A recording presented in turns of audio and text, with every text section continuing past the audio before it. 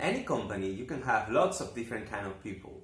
And the more diversity you have in your team, the better it can be to create that outstanding company culture where everyone learns from each other, and especially from their differences.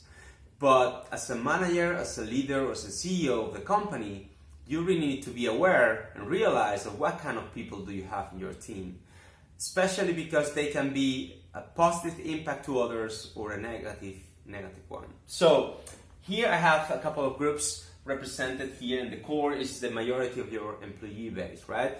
These are the people that come to work, and sometimes they're positive, sometimes they're negative, but it's never too extreme, right? They are kind of on average in the middle.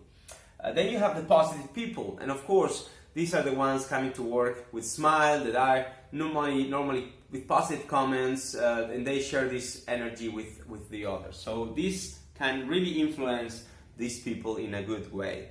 And then you have the leaders. And when I say leaders, I don't say the managers of your company. I say everyone that can be a leader. It could be a guy that is taking calls on the first level support at your contact center. That person, by how he is or she is, by how they do their job, by how they encourage others to do their best, they can become a leader, and they can create a really positive impact to both the positive people but also to the rest of the company.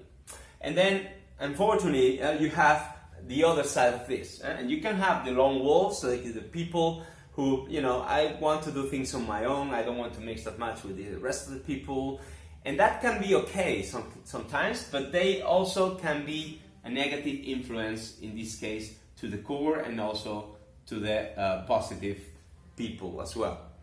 And then you have the toxic people, and this is extremely important for you to identify, because if you do it too late, that can create a very, very big impact, negative impact to your business.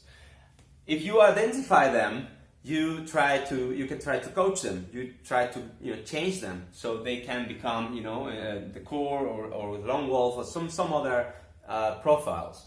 But if you can't, it is very important that you take some action and then you fire them. Why?